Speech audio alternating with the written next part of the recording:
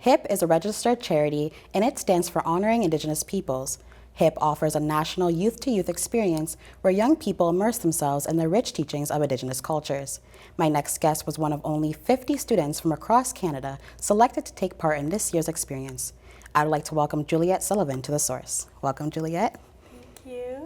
So, Juliette, how did you hear about this program? So I was in my first period drama class, first semester, I think it was September, and it came on the morning announcements that we have every day at school.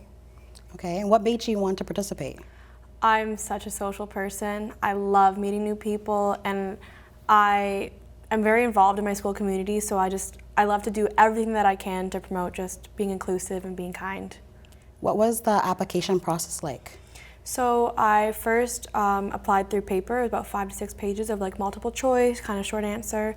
And then I heard back a few months later in January to book my Zoom interview. So I did that, and then about 2 weeks later I found out that I got accepted. Nice. You participated in hands-on traditional Indigenous teachings. Can you describe what that was like? It was beautiful, like to get to experience something that I'd never personally got to experience before, that so many people experience as it's a part of who they are, was just surreal. Like, we learned so much, and I can't wait to promote that. The program supports land-based education. Can you tell me what it was like learning through direct interaction with nature? It was amazing. It was something that we do a lot without realizing. So to get to kind of put a name to that experience was great, and we went to like national parks as well, talked about kind of what that meant to be in the homelands, and to learn from everything that's been there from people way before us was awesome. That's amazing. The program is also dedicated to fostering cultural understanding, reconciliation, and personal growth. What did you learn that stands out most to you? So there's a concept called two-eyed seeing. It's when we take one eye and we look at traditional Western science, and then we take our other eye and we look at traditional Indigenous knowledge and storytelling. And we kind of use them both to work together to build a more strong future.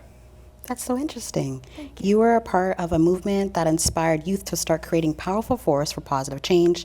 Tell me about some of the relationship building you experienced and some of the students that you met. So glad you brought this up. So because there was 50 of us, I made an effort on the first day to introduce myself to every single person, which really benefited because each day I was able to talk to somebody who I'd met momentarily, but got to really dive into that.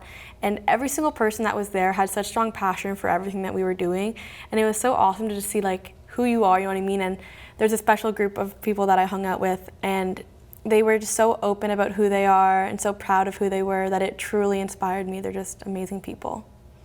Nice. So from everything that you learned, what advice would you give people who want to have a better understanding of residential schools, treaties, and the contributions of Indigenous people to Canada? To ask.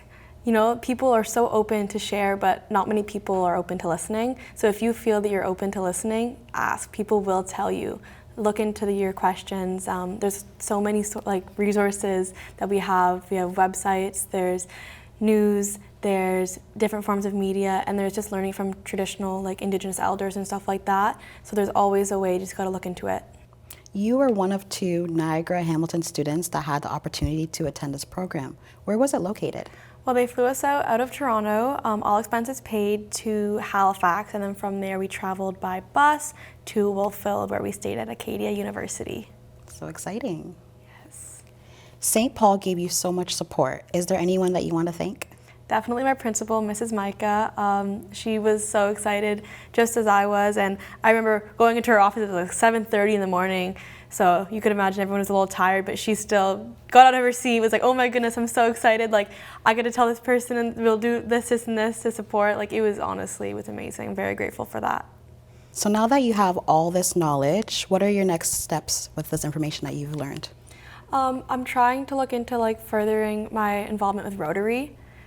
Just because they work so tirelessly to promote active in your community and stuff like that. So I want to work with that, especially because a lot of it is related to nature and sustainability, which is, again, a huge teaching from Indigenous cultures. So I really now have found a new passion, honestly.